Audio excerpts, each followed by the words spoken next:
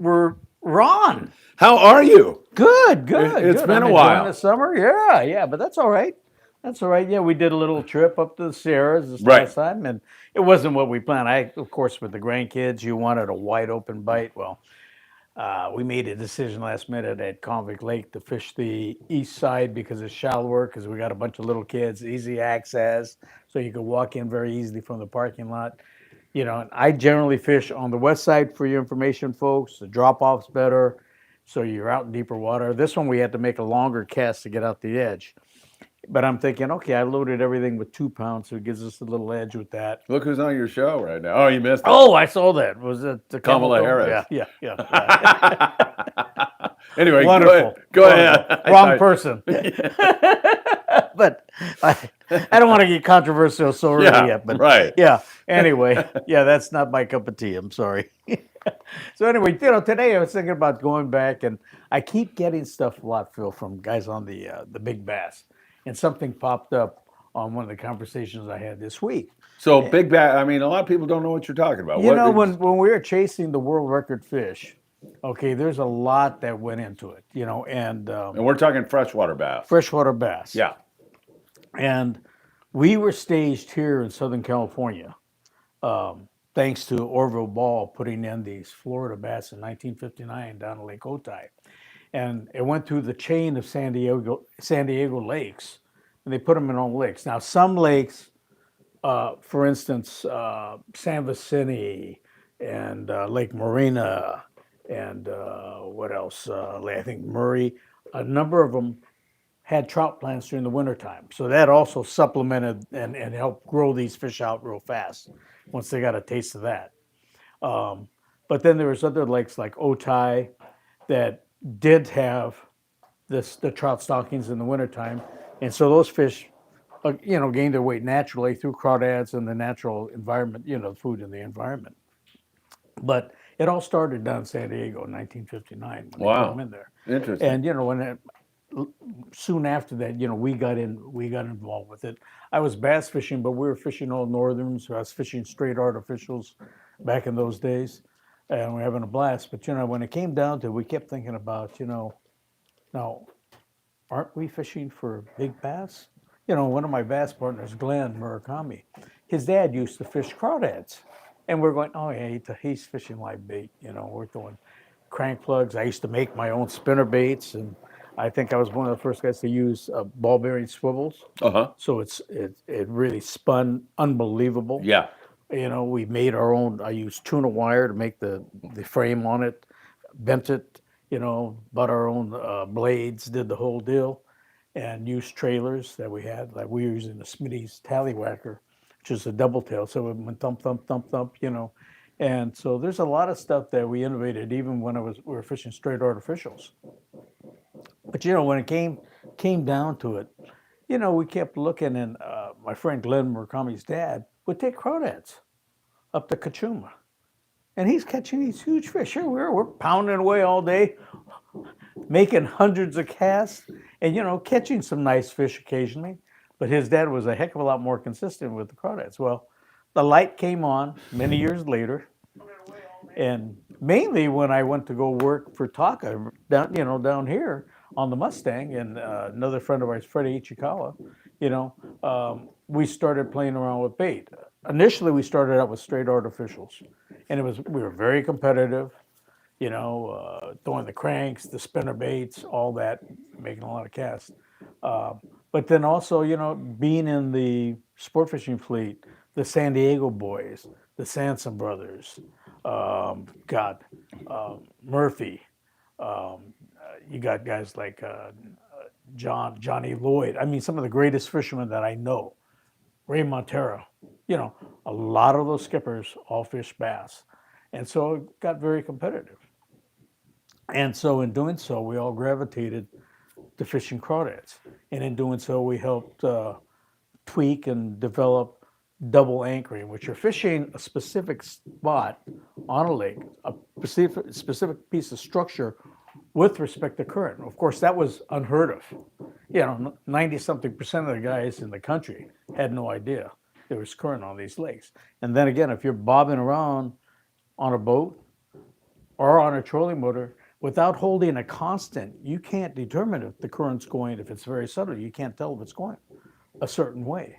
Well, when you're fishing a structure like we do offshore with the current, right? That's one of the main things. Yep. At Catalina, Clemente, or Cortez, or whatever, being on the right side of the bank, the incoming side where you're anchored up, where the currents, when you're chumming, you're bringing the school to the fish.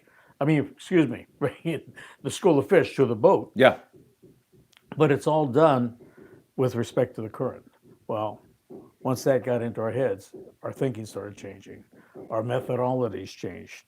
Our style of fishing, we had to set up the boat with different gear. We were able to fish lighter lines, which enabled more bites. And then we found out that the bigger fish weren't even eating the 15-pound with the big heavy cranks and the spinner baits. We started dropping down the line size.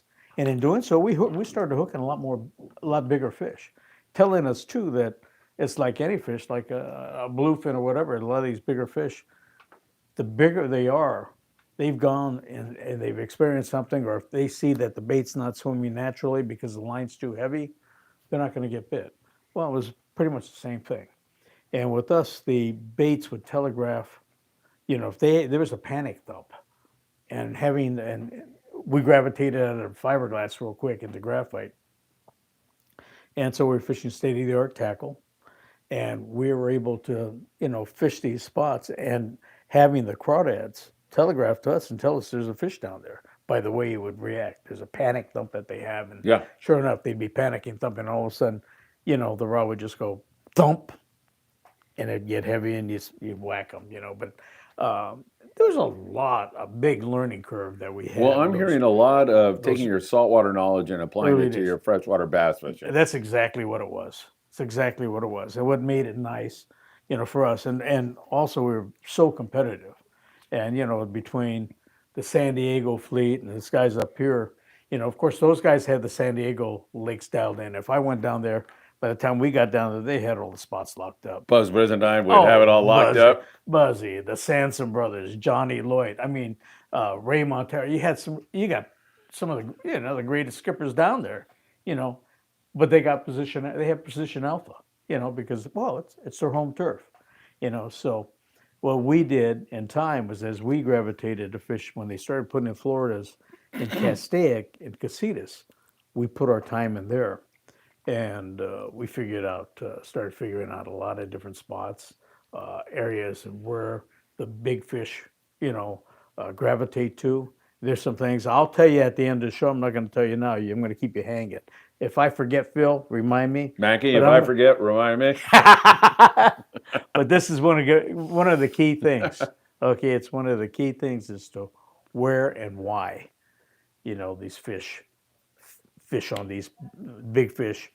And I'm not talking big. I'm actually talking more record-sized fish gravitate to the certain spots. We'll get into that because I'm going to drag you guys and hold you into the last minute.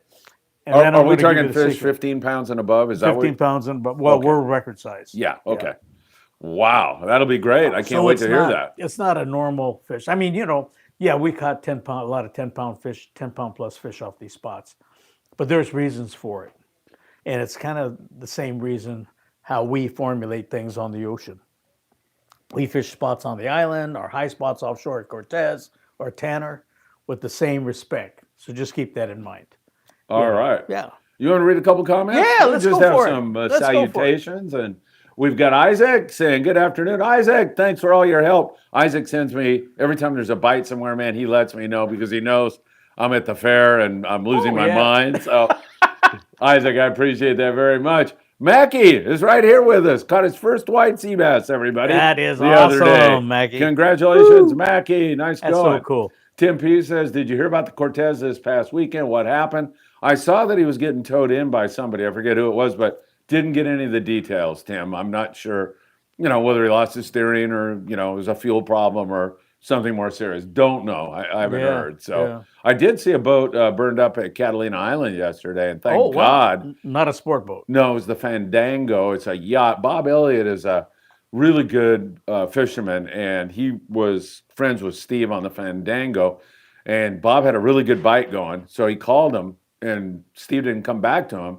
And really unusual because he comes right back to Bob all the time. Right. And then he learned later that in about a 3-minute time period, the fire got out of control. It happened like that. And Steve apparently on the Fandango is a really conscious guy about being safe and everything. It just Yeah.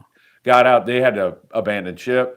Did It they got have a so diesel engine? Or was it a not gasoline? sure. I don't have any of those. Gasoline would flame up. Yeah, it but looked like of course it. diesel can too. Yeah, with the heat and it everything, was but it depends. was engulfed in flames. Wow. The photos I saw. Oh, that's a shame. But everybody That's got a off shame. safe. That's the important thing. Yeah. So Yeah. good stuff. Okay, yeah. Danny, thoughts on the live scope technology? Very good question, Isaac. I got to tell you, that's a great question because it's going to actually tie into some of the stuff that I'll be talking about as to why that a lot of us skippers from here in San Diego had a little bit of edge on most of the bass guys, but it had to do with our mentality on the ocean, using fathometers, and that was even before, before we implemented a lot of scanning sonars. Although you had guys like Ray Montera, he had a black and white unit on the Holiday in those early days, but we were blessed to be around. Like George Mio and I had the first two colors Westmars put on the West Coast here, and we kind of snuck them down to San Diego. I think it was 1984 or 83, and it made all the difference in the world. But yeah, it's the same deal, and it's just I could watch a bass program now and I look at it and go, wow, they got a scanning sonar, and that basically has just been implemented within a year or two. Now, mind you, we were using this in 1984, so you can imagine what was going through our heads when I'm talking about the Sampson brothers, the Ray Monteras, the Takas, all the guys that had implemented, and utilized scanning sonars and then went off on the lakes to fish. So our perception, Murphy's, I mean, you name it. But the sport boat guys definitely had an edge because we were already viewing things in a three-dimensional view. So that's a great question because it did give us a little vision as far as what went on. Toward the end of the shows, I'm going to give you the key on what I feel is what spots were conducive for the biggest fish on the lakes. So I'm gonna hold that off to the end of the show. I like the teaser going on Yeah, here, but man. I'm gonna Good. tease you. But that's one of the things that I formulated that, and it turns out that those spots all kicked out some of the very biggest in the like Castaic and Casitas. I'm going to come So back. hang in there. Yeah, go ahead. We'll get back to it. I'm going to come back to the freshwater bass fishing in Yeah, a second, but I have to ask you a question. Yeah. Are you ready to throw the towel in on your albacore prediction? Not yours. Yeah, I'm hearing Mine. about them off mine. Oregon being wide open, and the water's still cool, Phil. I know. It drives me nuts. The surfers. What's the matter with these albies? The surfers in Surfside told me the other day that it was 61-degree water on the beach, moving Can you into believe it? August. Now we Can had you some believe wind and that? some cold water blew in here, but Yeah. I mean it's cold enough. There's chovy around. And yet we're getting yellowfin up here. I Yeah, mean, we're getting some. a couple Dorado. Yeah. It just Are blows you? my But head. no, I mean, is there still time for it to happen? It's not that It late. could happen in the It's fall. not that late. You never know. You just never know. Not till the fat lady sings. Right. But I just look at it. It's conducive. There's shows around. So I don't know, but that's typical albacore. They're always giving you that fin, big. They're giving you that big fin. I'm just glad I didn't bet Scott Bugert $500 this year. Oh yeah. He owes me like $10,000. He's making sport bets with me constantly. Oh my God. Yeah, he never pays, and I never demand. Well, then you're up. But I do to $1 million. Yeah, I do. I need some leverage once in a while in case I make a $500 albacore bet with him. Crazy stuff. All right, so continue on with your bass stuff. You ended up. What's the biggest bass you've ever caught? In fact, do you have a world record? Yeah, it is. It's a line class. I think it's still a standing line class record. I used to fish 10-pound XT, and we used to go through a lot of stuff. And thanks to like Russ Eisner, he had the line breaking machine. So, ironically, it wasn't even his line; it was Trilene XT, and it's because it had a hard shell. It didn't have much stretch. Like their XL it was spongier. So when you set the hook, you didn't get that tick. And I would sharpen my hooks by hand. So they were super sharp. This is long before the owners and these cutting point hooks. So I would take my 9174s and the 92 158s, which were the light line stuff, the 6, 8, 10 pound, 12 pound and up. I used the 9174, which we use for tuna, but I would sharpen the hooks extra sharp. You know, as it went in time, as the hooks evolved, there were a lot of different hooks that became playable, for that particular market. But I would sit there and a box of 100 in front of the TV, and I'd sharpen the whole box, and always keep backup stuff. But there's a lot of preparation, a lot of stuff that we did to give us that edge. We fished lighter lines. I did a lot of. I tried to stay away from 6, but I fished a lot of 8 and 10. If they got chewing really good, I'd go up to 12 pound, and you could handle almost all the big fish with a 12 anyway. You just play them out. You have a drag on the reel, but yeah, I've been very blessed over the years. I've hooked a number of big ones. I think I had one fishing with a friend, Corky Yokoi, at Casitas that I think would have ended it back then. But I've had opportunities on several of these big fish. I have an 18 3/4 and the 1904, but I've dumped a couple of fish. I know Bob Krupe, his 20.3 had one of my hooks in it, and the reason why he knew is the line was camouflaged and it had a Miller knot, and it broke off on a rock back at one of these spots. I'm going to tell you at the end why these particular spots held these particular fish, and that was the proof in the pudding, is that was a 20, I think that was 21. It was just shy of the record, but they all had common, components involved in it with the structure, and I'll tell you the current, everything, but that all had a lot to do with it. So it goes further than that. But we were blessed having that knowledge from fishing the islands or offshore, for that matter. You just don't go out to Cortez Bank and plop the anchor down on the middle of the blank. No, you got to ascertain which way the current's going, right? Which way the wind's going. You set up on those spots, to where you can, when you're chumming, you can draw the fish into that spot. You want to be far enough off the edge where you're not going to hang them and get rocked on certain types of fish. Tuna, not so much, because they're not going to go down, put their heads. Yellowtail, yeah, they'll put their heads down and rock you. So, it's going to depend on the species of fish that you're targeting to. But for bass, they will go down there, but they're yellowtail and those type fish where they're, fishing structurally near where all the rocks are, they're going to go for it more so than the largemouth. Yeah, excellent. Yeah.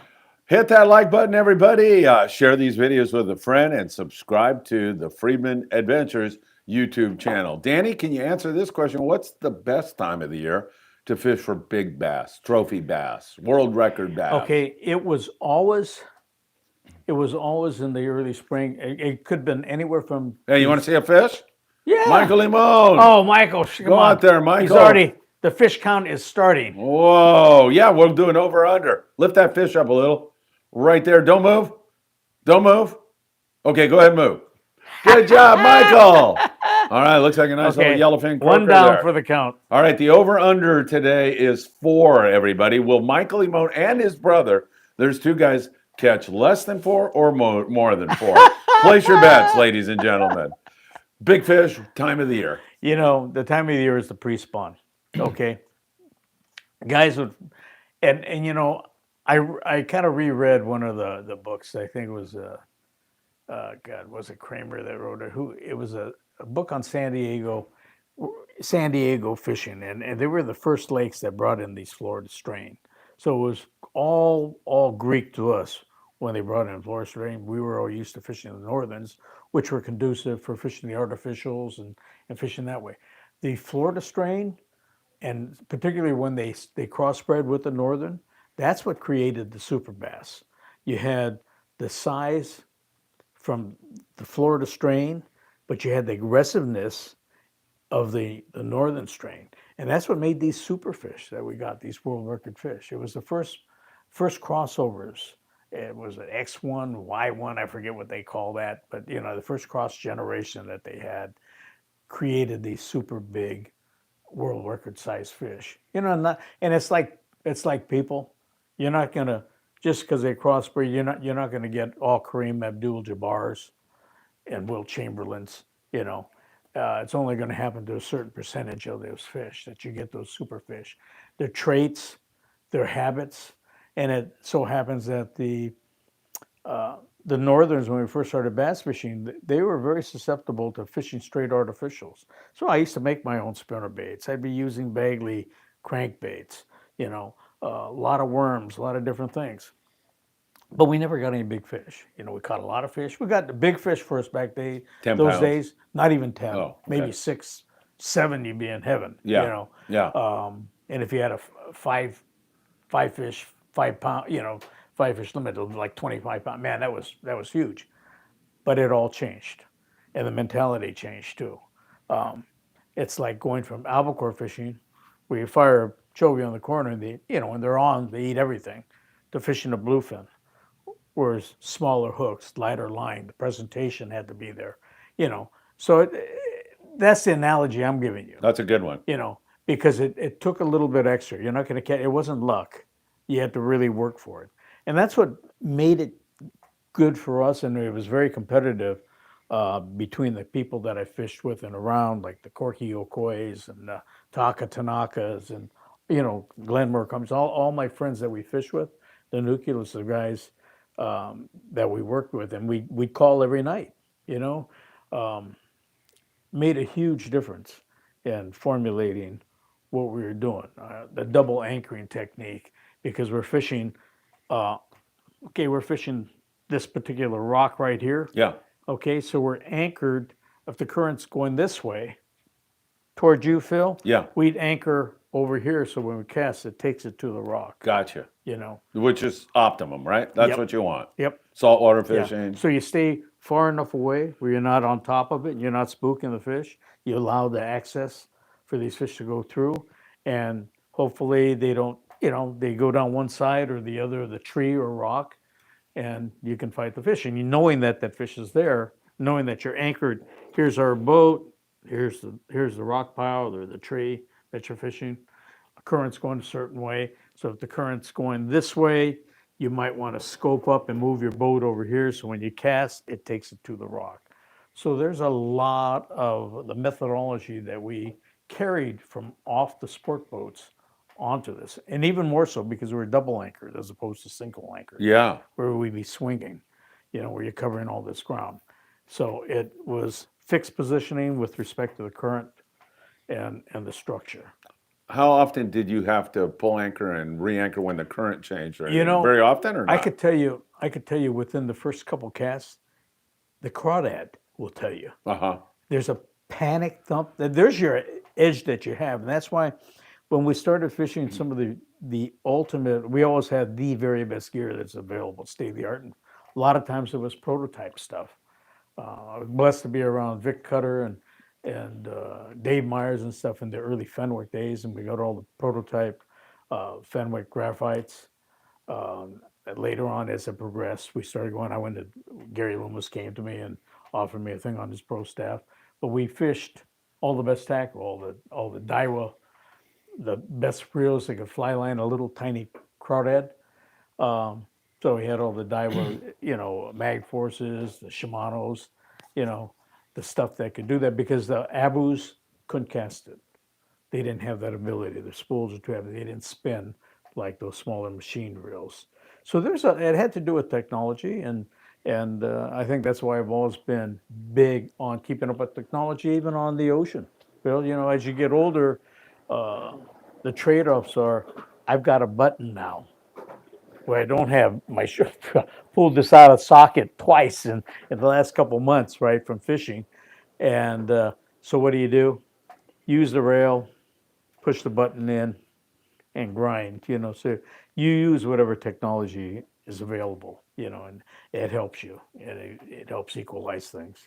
You said the pre-spawn is the best time for big fish. That's not, you can't point to like a month. It's based on water temperature. Based I'm on guessing, water right? temp, and Yeah. and based on you keeping abreast of what's going on. Yeah. You'll know. You'll know. And I credit all my friends, the Taka Tanakas, the Corky Okoys, of my Glenmark, all the friends that we were constantly in touch with when we went up and we'd go fish. You could tell when it was that time because it went from a swim bait type, like a mudsucker bite, to a crawdad bite. And what it was is at that point in the spring, and sometimes they would start pre-spawning, especially the bigger fish, these trophy fish would start going off. We've had some of our best bites in December. Really? And it's prior to when the main part of the spawn comes in. The smaller fish generally would spawn after that. So the big fish usually had pick of their nests, pick of the spots, But at that time, their diet changed over from the swim baits, your shad and everything, to the crawdads. Because they need the calcium and cholesterol from that crawdad for the egg development. And that was the big deal.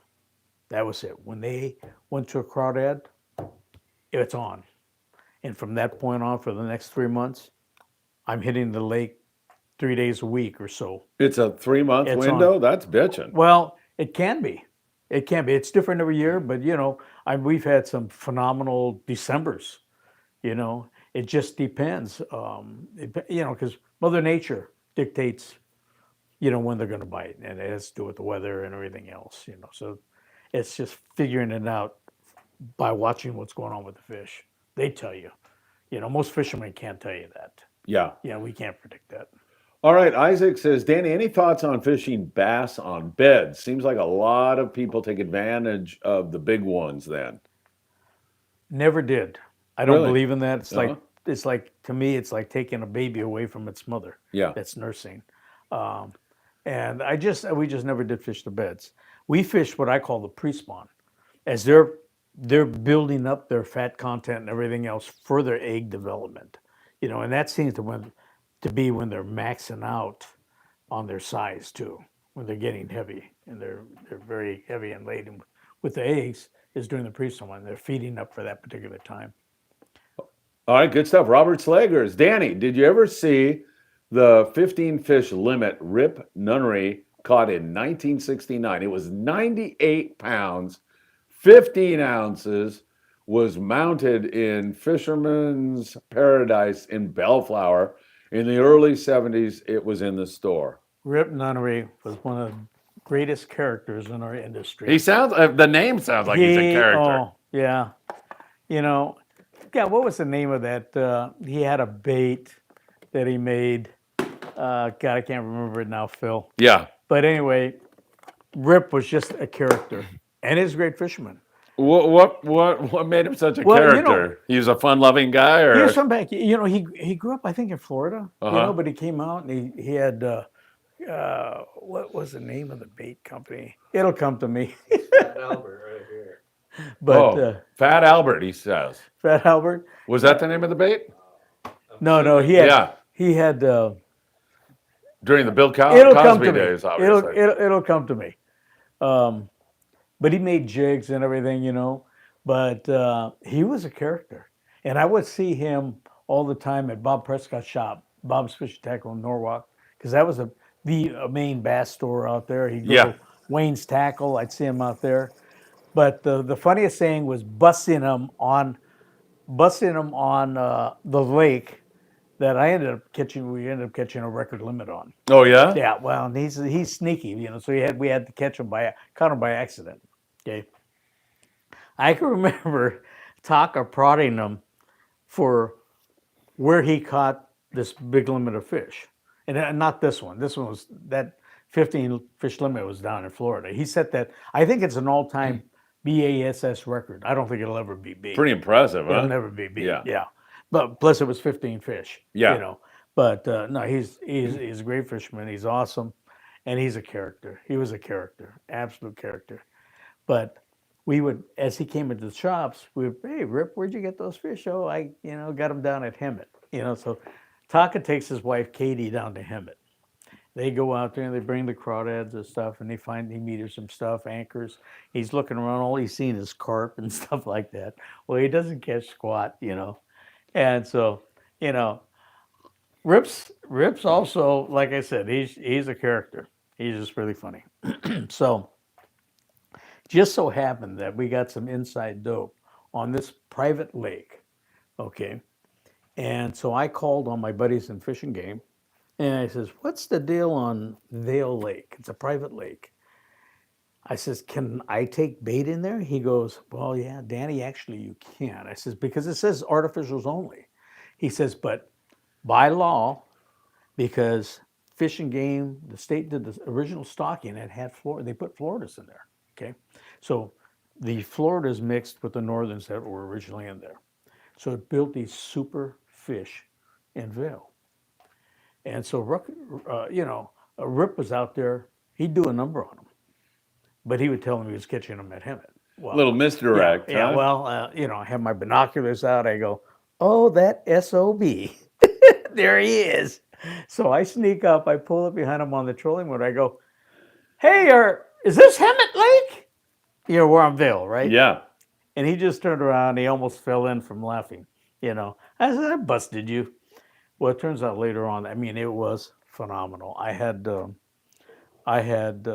many accomplishments at that lake, and we had to kind of do it under the radar because I was on the Fishing Game Advisory Board, but I knew all the guys, and I had we had a limit over 100 pounds for 10 fish. We also I made 5 consecutive casts for fish over 10. Wow. That's amazing. I had several phenomenal days on there. We Yeah. started fishing down there a lot. That's amazing. No real big ones. I did hook one that I unbuttoned at the boat that was probably pushing 18 pounds. I lost right at the boat. And, it was, I think the lake record was about 18, right around 18 something. Yeah. But, because of the fact that Fishing Game did the initial stockings with the forage fish, which meant the crawdads and whatever they put in there, the shad, that would supersede all the. It was a private lake, right? And so anyway, that was one of the best kept secrets around. I mean, it was awesome. unbelievable. We kept it quiet, and we went out there, and I could remember, we had, I think it was a record limit there, and just unbelievable. But yeah, Ripper was absolutely. Is he still around? Or? I know he passed away years ago. Yeah, he's an older But guy. he was a character, yeah. But he still, to my knowledge, owns the all-time BASS weight record. For that. And that was because it was, mainly because it was 15 fish. But he said, if you look in BASS, I'm sure Rip Nunnery's name is on there. Another! Show your brother how to stand Put in it front of on that camera. Put it All on right, there. here we go. Another Here one. we go. We're up to 2. What's the Two, over-under, Mackie? right? 4? The over-under is 4. Put your head All down there right. so we can see your face. There you go. Yeah, nice all job. right. All right. Love it. Okay. Good job, boys. Good job. Another one. Go get him. Bites the dust. We're Get up 'em. to 2 now. All right, Robert Graver says, good afternoon. Phil, Danny, and Marcus. Happy Monday. Hey, it's great to have you with us as always. Ernie Montano says, hi, Danny. Thanks for your counsel on the big bluefin, spinning up lots of small anchovies. So guessing the smaller iron may work to catch the bluefin? That's a question for you. Usually, this is something we always got is, match the bait. Match the bait, And I don't know if you've seen it too, and a lot of even the flat falls and stuff like that this year, a lot of them are smaller but heavier jigs, tungsten, stuff like that. So a smaller profile. I don't know, I would still probably drop a big one, but I would have another one rigged up with a smaller one because that's what I'm hearing too. Is maybe that daytime fish, matching like the on hatch. those dart jig type of stuff. Yeah. Always want to match the hatch. All right, very good. And Ernie has a 2.5-day trip coming up right here out of 22nd Street Landing on the Amigo, and they have one opening. If you'd like to grab that, you can call 310-832-8304. Tony's out there, Jerry's out there, and grab that last spot. Robert Slagers is saying Fat Albert. So, Robert, what is that exactly? Because we're not sure what you're talking about. I think you're saying it's the name of the bait, but let us know. Isaac says, Danny, thing new out of ICAST coming out. We should be on. Do you know any of the new stuff they presented at ICAST? No, I Yeah, didn't. I don't either. I didn't. I haven't checked in with any of the guys that were back there. But there's always something. That it was funny because I used to do the reviews. I used to go with Bob Sarver. He used to write for Peterson's Fishing Magazine, and I would walk the show by myself to do my own inspections of all the different baits and everything. And it had a lot of hokey stuff and Stuff designed to catch I'd fishermen. leave my card. Yeah, catch fishermen. And Yeah. so I'd leave my card, and so that, by the time I got home, there's a pile of stuff at the house, and I'd go through it. And a lot of it was hokey, and the things that are truly innovative, I took note of. They're more technical things. It doesn't have to do with it's a certain color or this that. I mean, there's a technical application that gives you an edge for fishing, and some of the best ones were around to introduce those. Like, for instance, I was with Russ Iser when we introduced spider wire. The first Spectras down in Dallas. I can't even remember what year it was, but I can remember a lot of the sport boat captains saying, "I will never use that stuff." Blah blah blah blah blah. So they will pretty much stay away from me like the plague, because I remember some of the guys and this is some of the big boys in the industry, and they don't want to hear it from me because they would say, we're never going to use that stuff. It cuts through this, cuts through that. Yeah, guess what? It changed fishing. And that's thanks to a skipper that ran right out of here, the Indian, the Peace, it was Russ Iser. And if it weren't for him, he changed the game. Think about that, folks. Spectra. How many times have you changed your backing now? Because all you got to do is splice into a top shot, a mono, little short top shot, a mono or fluoro with that now. So all came from Russ Iser right here at 22nd Street. And factory was over in Gardena, but he changed fishing as we know it, completely. Did you know the first strings in the boatyard in Ensenada? Did you know No. that? Yeah. What happened? Somebody's trying to refurbish it, putting a lot of hard work in on it right now. So we'll see what happens. Oh, but be darned. Sean Morgan's down there. I knew the first string was down there. Mackie and I fished with a guy out of Ensenada. He told us it was over there. I want to go over there and photograph or videotape and do some stuff. Sean Morgan sent me some video, but he's like 5,100 yards away from it. And it looks terrible, but it is there. There's a guy, I'm not sure he's turning it back into a fishing operation. I think it's more of an ecology, whale watch kind of thing. Yeah. But the first string, got to put a new bottom on it? Yeah. I think they thought it was like a total loss or it was too much. But in Ensenada, our Mexican brothers and sisters will find a way. I'll tell you that right now, man. Yeah, and you skirt the U.S. Coast Guard, which is going to be, we depend on them. They're stringent with things, but it's for our own good for the most part. Yeah. It really is. I think he's planning on operating out of Ensenada. Yeah. Not sure about that, but it's still there, Danny. Can you believe it? Yeah, I can't believe that. What's your emotionally? How do you feel about that? Like, well, that was great. Russ's, It's still there, or the boat was a phenomenal boat. But and if they would have kept up with the electrolysis system, that should have never happened. Right. If you had the zincs and everything on it, that would have never eaten up the hull. That was negligence on their part. Yeah. I won't name names, but yeah, that was a waste because that was a beautiful boat. All right. Hey, we're up to 3, Danny. Here comes another one. Oh, my God. All right. Same drill they're there. going for the over. Should put that in front of the camera. Beautiful. Not too close. Just kidding. Good job. 3 fish. Oh, man. Nice come going, on. buddy. One more. Thank You you got so much. the over, right? Go get another one. Go get 2 and you blow by it. We've got fishing going on, not only just rhetoric here, we've got actual fishing going on with the kids having a good time. They're going to be crowing. We're doing tackle shop confessions tonight, Danny, at Sam's good. place. So these kids are going to be crowing. Oh, my They're God. thinking they're going to get chicken wings out of me because of this. And I'm too tired for that. Well, we'll see. Maybe. All right. Let's see. Where are we? I think cue ball captain Danny. Phil and Fishing family. Thank you, Cue Ball. Always good to see you. Sounds like a Lake Matthews story. Private lake. Laughing out loud, says Isaac. One of the old icons, Herb Curley, was one of the early bass fishermen. He ran boats. I knew Herb. Boats, right? Yeah. Well, he was a character, but he was a great fisherman too. And Herb, I think, remember, tried to get Taka to go in there, and they used to sneak in. And so Taka, I think, asked him at one point, he says, so what do you need? He said, well, you need chaps, because there's rattlesnakes. So you could be walking along and all of a sudden you hear bap on your legs, right? So that ended Taka's dream of ever going to Matthews, I got to fish it, but I went in with Fish and Game. And that was and we brought boats in there, and it was interesting because it was loaded with skinny stripers that looked like barracuda. They were skinny.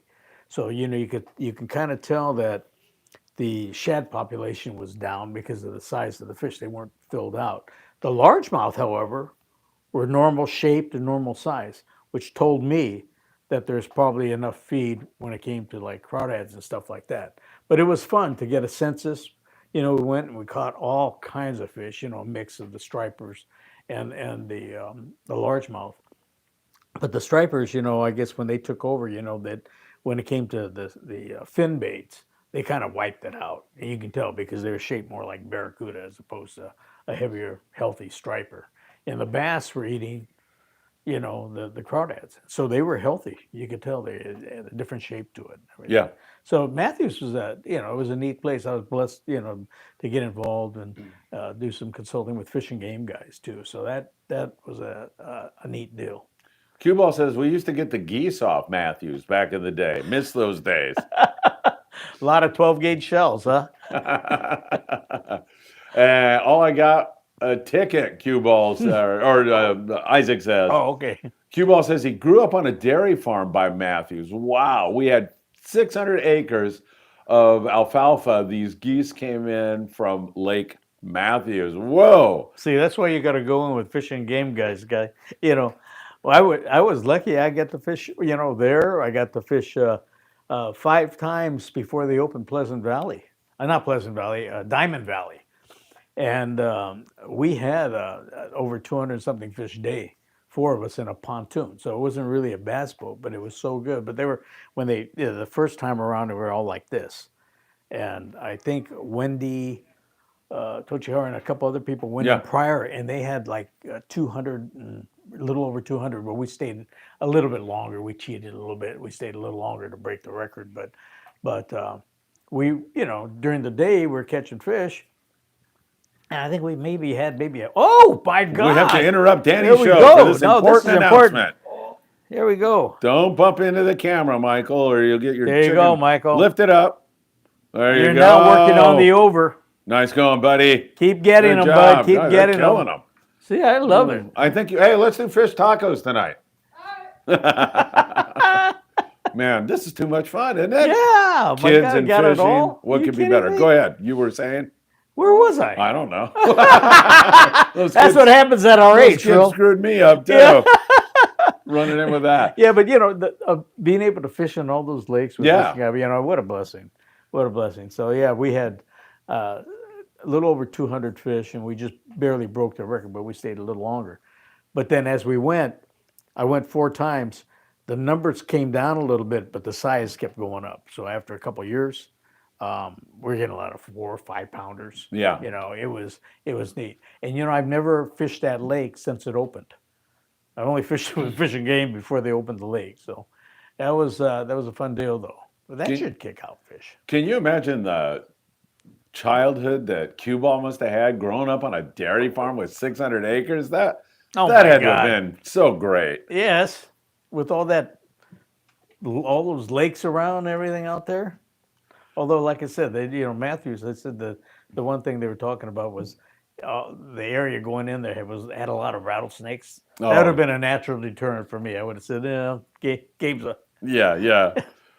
It's Don't over. like rattlesnakes? Nope. All right, let's see. Isaac's betting the over. I think we're up to 4 now. Yeah, so, one more. One more, you got it. Kim Herbert is a fantastic guy. Love this guy. Welcome back, Danny and Phil. I'm having eye surgery in early August. We wish you a speedy recovery, Kim. For sure, sidelined until September, early October. Danny, what do you think about October, November for the offshore scene? Normally, we get our best weather months. Yeah. And we have some warm water. Yeah. So yeah. Probably I think it's up. phenomenal. Yeah, right? I think you're going to see, there's already yellowfin up the line, I hear. I know. That's unreal. I was Hey, maybe Wahoo again. yeah, maybe those Dorado again. Yeah, you never know. Maybe You albacore never again. know. Yeah. I don't know. Well, about you know that. the Wahoo's been out on the rocks and stuff. And, Yo, I know. hey, oh, here we go. There's number 5, everybody. He popped it. Whoa! Oh, fumble. Michael Limon can't hang on to the fish at all. Michael Limon tries to lift it. He's off camera. He needs to lift it up a little bit further. A little bit no, up. Very good, Michael. Excellent. All right, we're going to teach Michael the difference between up, down, and right, left. We'll get that. There you go. Hey, Focused in look, there. that Excellent. Look at came that. out fine. Beautiful Yeah, fish. yeah. He's putting the wood to him. Cue Ball said he had permission for both Matthews and Prado Dam back then, 70s and 80s. Oh, that's so cool. Pheasant Club was my family friends to Rahagi. So, man, it sounds like, like I You said, had all what a kinds of stuff, childhood. man, between the shooting and fishing. Yeah, hey, How they're- good does that get? Worm King Bates, fish. He's been. What's Fish I thought been he. doing? I thought he moved out of the country. I haven't Yeah, heard from Fish. him. He doesn't say anything anymore, I'm and missing he doesn't Fish. even know your show's on Mondays. No, this is a figment of your imagination, Fish. The show is not on Mondays right now. You are in some alternative universe watching the Danny Kadota Show. Yeah, we're on Mondays now. Cue Ball grew up with a gun and a fishing pole in my hand. Can't beat that. Kids on Fire, you've created a monster, Phil. Absolutely awesome, man. You, Cue Ball, you know better than anybody with your background and the childhood you have. Danny, you and I take a certain, and Mackie, all of us take a certain amount of joy in seeing the kids have so much Oh fun. my God, that's what it's all about. You know, the upcoming generation of fishermen. You know. Yeah, for sure. Steve Barber says, looks like a brown bait. Yeah, man, we should. Pretty Steve? close, but herring are thinner. You know, the tomcat are a little fatter. You can always tell a little fatter, shaped a little bit different, but close. Yeah, The but color's the same, pretty if, much. if we get any Steve, we'll save them. We'll go calico bass fishing. There you Yeah, go. right? There you go. And Worm King Swim Baits Fish says, tell Michael I'm mad at him. Michael and his grandfather didn't save me any fish. Oh, hey, Fish, we got them throwing all these fish in a bucket right now for you. So get on down here and pick them up. Steve Bermudez. I'm wondering, I'm not looking at his comment. I'm going to look up there in a second. I'm wondering if this is going to be some cryptic, crazy message or it's going to be like a legit question. Those are the same fish those guys are going out the door and passing off the fish to the next guy bringing it. Steve, that is a very astute observation. I'm not saying anything. You know, we're just going to go with that they're catching them. Cue Ball, absolutely 100% about the kids. Enjoy helping people on trips more than I do fishing anymore. Yeah, absolutely, Cue Ball. That's exactly It's where such it's at. good stuff, man, to see that. We just did that with the grandkids up in the city. Yeah, right? Yeah, that's where it's at, man. Danny, what about the the payback. Coronado Islands this year? Wow, hundreds of yellows coming out of there on a regular basis every Phil, single I mean, day. and the Private quality- boaters. The We're up quality- to 6 oh, now, I my think. God. There we go. Wide Another one. open out Beautiful. there. Woo. Excelente. Good job. You're good. All right, so Coronado Islands, these kids are killing them. What are they up Yeah. to? 6, 7? Something like boys that. are putting the I wood lost to 'em. count. They're- That's the over. Yeah, it's over the it's over. the over. Man, Man. they're smoking them. I tell you. Woo. Coronado Islands, the yellow bite there has been fabulous this year. Unbelievable. Unbelievable all over. You know, I mean, we started out with it. Now we were way down south. And what was amazing is this is what pretty much the last week in June, we ran down, we were only about 150 miles from Cabo. And that water was 67 down there, Phil. I mean, there's albacore water. Come on, but we had the yellows. We shot inside on the ridge. And then the next day we got into those 60, 70-pound yellowfin. And we were done in 2 days. It was crazy, Basically filled 3 wells on the American Wow. Angler. Wow. So, phenomenal fishing. But that stuff has all gravitated up. And I know some of that fish that came, Lejos is still kicking out fish, Wahoo out there, all kinds. So you never know what we're going to get. Yeah. You just never know. Is this early for Wahoo down there? Isn't that We've got them in June before, but Yeah. not the numbers. Yeah. But just think a few years back when we got those I know. at the rigs. Yeah. I would have never, we Me had either. 5 that day. I could Me never, either. That was Never amazing. believe it. You know, never believe it. Danny's talking about we had local wahoo here in Southern Yeah, California. and they weren't little ones either. No, They're no. nice fish. Yeah. It's absolutely incredible stuff. But that Coronado Island yellowtail bite, Oh, phenomenal. I mean, do you have any? I'm sure you fished the islands all the time when you were down there, huh? Or were you offshore? no, all we the were time? we were down below. Oh, okay. We were down below. We got it all done. Yeah. Down on the ridge down Yeah. below there. You know. But I mean, when you were running a boat out of San Diego, Oh did you yeah, ever fish no, the no, we islands? fished the islands a lot. Yeah. Fished the Coronados a lot. And yeah, remember any big days out there? Oh, absolutely. Did you ever have mixed Absolutely. catches with bluefin and yellowtail and? You'd get it where the bluefin would come up, and Yeah. you got to go, you know. But you have to use the 15 and 12 pound. You know, it was touchy fishing to get those. Never hear of anybody. I've never heard of anybody catching an albacore there. Did you ever get a rare catch of an albacore? They're offshore. Oh, maybe just outside and Yeah, some of probably. the banks out there. The- You know, yeah, we the- certainly had them there in 84, Yeah. 85. We had a lot of those fish that Yeah, came that's in true. close. Yeah. Yeah. Good stuff. That was crazy. Hey, everybody, hit that like button, share these videos with a friend. We deeply appreciate that. And of course, if you get a chance, subscribe to the Friedman Adventures YouTube channel. Worm King Swim Baits. Now we can't get rid of fish. He's manifesting himself again. I'm talking about the 6 yellowtail. You're supposed to bring some fish. Oh, yeah. Oh, yeah, he said they got them. They didn't manage to put them on ice. They've been just sitting there for 6 weeks, but you're welcome to come pick them up, fish, anytime. Cue ball. Lemon's got the bait tank on one of the sport boats out there plugged with fish. I'm on to you, Mike, laughing out loud. Mackie just caught them fly lining in the bait tank of the Freedom. Oh, that's what these That's what freaking you got 'em kids all are stacked. doing, Got man. them all stacked up, huh? I don't know about these guys. Cue ball says, right, Mackie, we got them. Finally caught you two, little rat finks. Man, I'll tell you, good stuff. What else is going on? That dropper loop fishing over at Clemente has been steady. They've had squid nests down there east, and every morning It's somebody gets a unbelievable. whack at that. It's unbelievable Yeah. how good a fishing is. And it's scattered all over the place. Yep. You know, it's not like you pick up, spin the bottle, and go that way. You know? It's good right now. Yeah. Daniel Hadaway on the Island Spirit, he runs the Island Spirit, said that he hears there's bluefin as close as 40 miles from Ventura now. So starting to shove up there to the northern region. And there's fish, down below it also. Oh, absolutely. There's also daytime fish now, Danny. They're not the big ones. Well, if you're kite fishing, they are. Yeah. But there's a lot of this 18 to 30 pound fish, and that's That's great. the fun stuff on the 20 pound line, Yeah. with the fly line Dean and stuff. Yeah. Joves. Yeah. That's fun stuff. It's hard to beat. That's it, old man. time bluefins fishing there, folks. Yeah, right? Light line. That is for sure. Tim P. Danny, do you use spinning reels or bait casters for bass? I use all straight bait casters. Uh-huh. The only time I did use a spinning reel was if I was throwing a top water like a Rapala, and it's because that twitch when you wind, you could do this, and it would give it one of these kicks like that, and they would jump on it with the kick. But that was the only time we ever used spinning reels, and it was generally with 6 pound with the Rapalas. But Great. otherwise, it was conventional.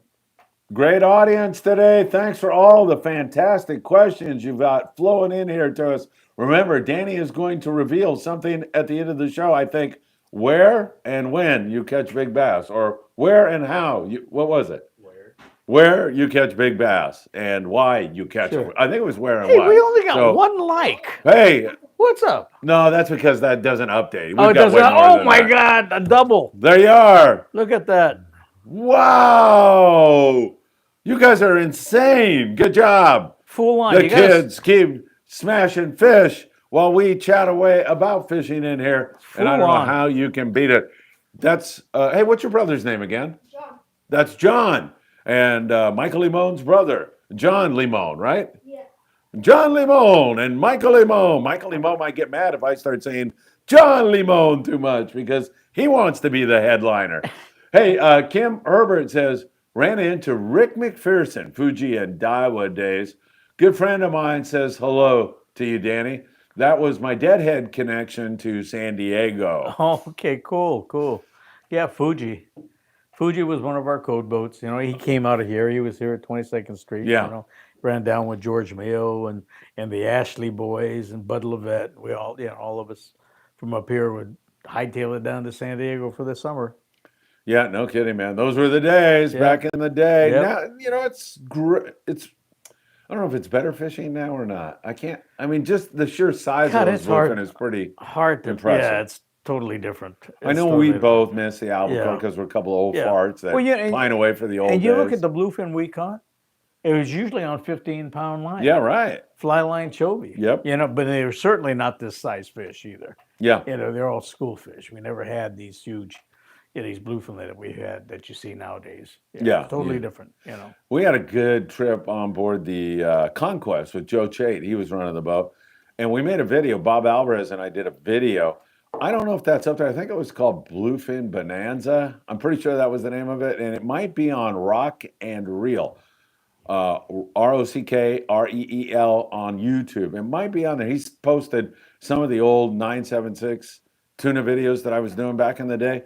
To tell you the truth, I hate watching because I was so over the top and just yelling and screaming like a maniac. But people say they like that stuff. But man, when I watch it, I just cringe sometimes. But that was it was pretty unusual I won't say unusual, but we had a whole bunch of 40 to 80 pound bluefin tuna. Oh, that was in big back in those days. Yeah, right. That was an Yeah, unusual yeah, catch. yeah. We felt really, And to really, get them on film back in those days, Yeah, too, right. That was the other thing, right? Yeah, exactly. Yeah. So yeah, this whole thing nowadays, Danny, is just so phenomenal with the We're grade a little of fish. spoiled.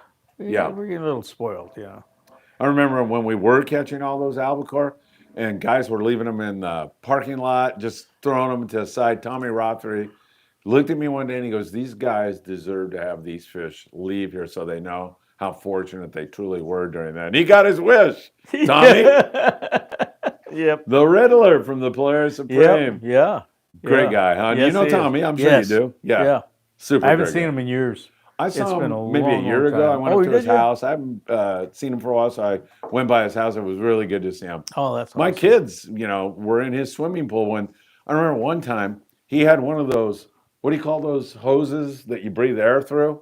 He had that, a hookah, or I don't know what you call it. And he gave it to Patrick. Patrick was like 3. And Patrick was down at the bottom of the pool and he's swimming around down there. And we're talking maybe for 50, I'm probably going to go to jail. And probably for 15 minutes. And I look down at Patrick down at the bottom of the pool still. I go, "Hey, is he okay?" And he goes, "Oh, yeah. I see the bubbles coming out." So he was down there. We grew up at Tommy's. I mean, we went up there all the I'll be time. darned. And, Yeah. he had a great pool and a great backyard. Yeah, We'd yeah. go lizard hunting. We'd go looking there for you go. scorpions. Oh, Really great geez. stuff. So it was good to Nice. see Tommy Nice. Rothery, dear friend of mine, really super great guy. Any other questions out there? You might want to funnel them in before we say goodbye to Danny. It has been a fantastic show. I don't know if it's time for you to do your reveal now or not. Are you ready to do your reveal? We may get more questions after it, and so it won't be the very last thing, but you want to go for You it? gotta remind me of what the reveal is. I think you were. I know. Me too. Yeah, really. Oh my God, this is what happens when Hey, Doug Tilk has a request. He wants to know if you can make the wind stop blowing because he's got a 2-day trip on the Endeavor. Oh yeah. Yeah. Man, just say a prayer. Hey, Doug, I looked Yeah. at it and it looked breezy, but it looked totally fishable to me. Maybe I'm crazy or maybe things have changed, but I looked at that for you because I'm, believe it or not, I'm really concerned about you on that trip. I want you to catch sea bass and, oh my God, double hookup. Oh, double. my Oh, God. fumble. Fish are flying Fumble, all over our fumble. office here. Fumble. All right, let's see them, boys. Man, you guys stick gotta your be- heads in there too. They gotta there be you in go. double digits now, right? All Easily, right, right? good job, boys. You're good. God, you guys You are guys amazing. Double digits. You guys are Woo. crazy. I think your reveal was you were going to tell people where to find these big fish and how or why they are there.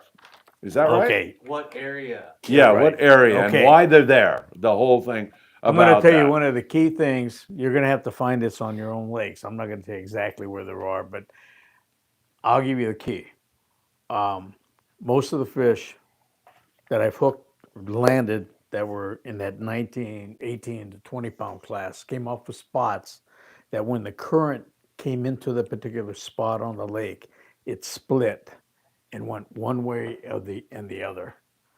And I'm going to let you figure out which side of the current, you'll have to figure that out. It could change depending on the spots nowadays.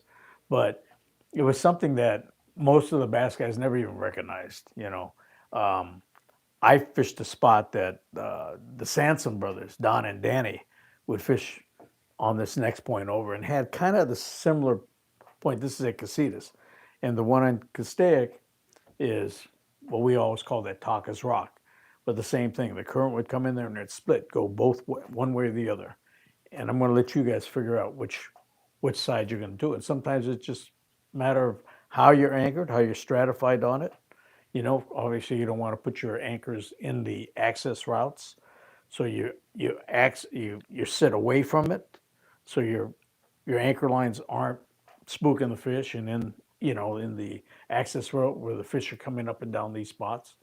But it has to do where the current is split on these lakes, and I could tell you back then 95% of the tournament guys had no idea there was current on the lake, because when you're on a trolling motor and you're not holding constant, you can't tell if there's any current because you're moving around with the wind or whatever the conditions are. So and this comes from running sport boats, and that's what kind of gave like Taka and the Sansom brothers, Ray Montero, all of us in the edge, is that we had that understanding the current's going a specific way. And when you're anchored with respect to the current, and the wind, you put all those equations together and it really ups your percentages.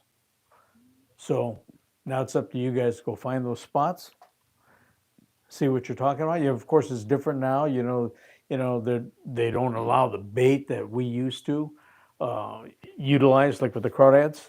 Oh, you can't fish crawdads? Well, I don't think you can. They've changed some of the laws since which is, to me, it's kind of stupid because it's indigenous to the lake. Yeah. It's not like you're introducing a foreign species. I am really down on a lot of the rulings and things that the fishing game have implemented. I think it's been detrimental to our industry. And it's crazy because they're natural to the lakes, and yet you can't bring them in there, and it just makes no sense. And a lot of that could have been resolved back when we did it. We were on a panel, a hearing with the advisory board, and we told them, this is before when they first started seeing the quagga mussels, to build ramps that you could have filled, drove your trailer through, taken and run a bleach solution, something through your live wells, flush it out through your pumps, your bilge pumps. So it goes through your whole system, kills everything, and then you drive off. And that water goes down into a sump, into an area, and it recycles. You pump it back up, put it in your live wells and kill it. And that's something that we had proposed, but they blew off. And now you have to tag your boats. And there's guys like Butch Brown, probably the greatest bass fisherman of all time.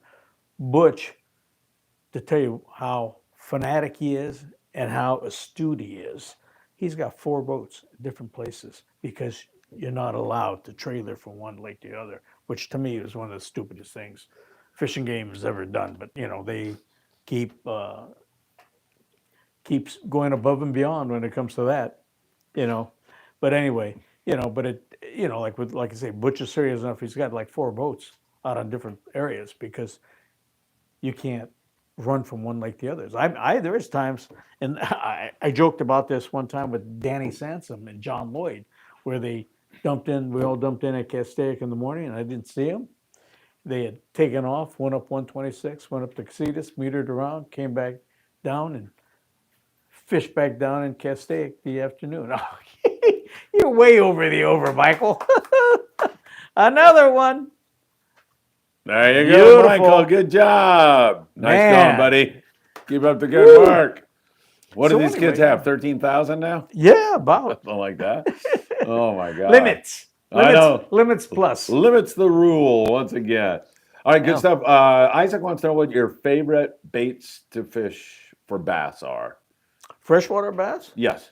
Well, it used to be a crawdad. That's what we got Yeah. all our real big fish with. I mean, there are times when it was legal, we would bring in water dogs from Arizona. they were expensive. Even back then, it was $12 a dozen. We had mudsuckers were legal at one time. They swim down and they get bit really well. But the very biggest fish we ever had were all on the crawdads. Even though, I mean, the water dogs are like this a lot of times. But the biggest fish came on the crawdads, and it had to do with we were catching them in the pre-spawn where they need that calcium and cholesterol from the crawdad for their egg development. So Mother Nature had a lot to do with that. Doug Tqckle, bad news. He's canceled his Endeavor trip. He's coming down to fish on the docks with Michael's guide service. Hey, Mike, you booked. Yeah, really. Yeah, get your book ready. Hang on, Doug. Let us check on that. Cue Ball says, yeah, exactly. Isaac says, what's the law on A-rigs? I thought only 2 hooks. Seem like people are using more than 2 hooks on them. I don't know. I don't either. I don't know. I don't know if he's talking about saltwater application or freshwater. I don't know if that rule is the same. I know salt, you are only supposed to use 2 hooks, I think. Yeah, I think so. Yeah. So, that would be Philip threw one at San Clemente Island on the Freedom and caught 3 bass, my son. Yeah. It was funny, too, because I go, oh, that's really cool. And he goes, I don't think I'm going to do this again, because they started getting all tangled up and screwed up. And really funny. All right.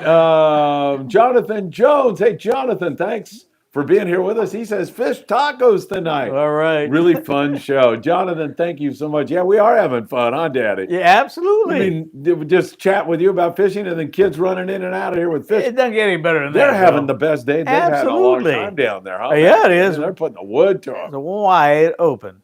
Isaac wants to know if you've ever fished with a guy by the name of Mike Franco, the king of Diamond Valley. He's out at Bass Pro Shops. I know Mike. I never Mark, did. I I mean. fished. Now, I did fish Diamond Valley 4 times with Fish and Game before the lake opened. Yeah. From the time they started connecting those small ponds, they filled them in, and I think one of the best days we had, I think it was like 240 fish, but they were small. And as we went over the years, the size increased, the numbers came down, but it was still fun. I don't think we dropped under 200, I think, in the 4 times that we went there, but it was phenomenal. There was, I think, like three bodies of water, or maybe 4.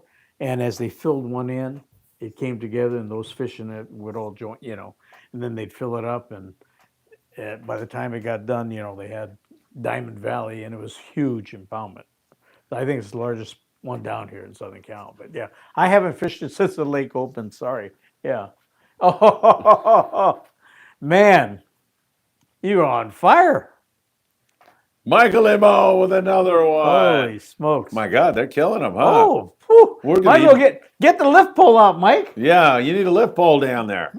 Man, that is some good fishing. These kids are having so much fun down here. And really, it's what our society needs. I mean, you know what? I'm not talking about the fishing. I mean, the fishing is the vehicle that takes you outdoors and makes you appreciate the great outdoors. Phil, this was the very thing that got me out of trouble. I used to get in a lot of fights, Right. a lot of problems when I was a little kid. And my dad got tired of swatting me, and he said, listen, my grandparents fished every single weekend, every single Saturday. And he says, if you can keep your nose clean, stay out of trouble at school, get good grades, you can go fishing with Grandpa and Grandma on Saturday. So Friday night, I'd get a call, and I wasn't in the principal's office that day. I went fishing with Grandpa and Grandma. And I mean, that started from kindergarten. So, and I've been fishing actually since I fished with them from the time I was 4 up in the Sierras. But, that's what changed my life. And so you're right. Things like this are life changers for these kids. Right. And I mean, I wish I would have had, been around the water closer. Of course, I'd been down here every day. I would have been playing hooky anyway. So that probably would have been a good thing. Hey, one thing I think you'll like, and you already know, my wife Ruth just got her citizenship. Yeah, that's awesome. But, I mean, you look at some people burning the United States flag right now, and then I look at this girl I met 25 or whatever it was, 30 years ago in Costa Rica, and she's up here in Spanish saying, my country. I bought her the flashcards. I bought her the books. She knows more about American history than a lot of these dopes running around elite universities. And just to see, she wants can you get me a U.S. flag shirt, please? Can you get me? And the pride and how much she appreciates our country just is heartwarming to me. You know, and that's such a shame that it's not always. It should be like that. Period. You know. And now that you're bringing all these anarchists in, and who knows how many terrorists and what else, you know, it irks me. I'm very old school, Phil. You know that. You know, it's such a shame. So my thing is, remember that old saying they used to have, "Love it or leave it." Yeah. Love it or leave it. You know, if you need the boot, I'll loan you one of mine. Yeah, I can't think of a better way to end the show. the boot. Yeah, the boot. Guess where Thanks. the boot goes, everybody? Thank you, folks, for tuning in. We appreciate that, and we'll see you next week.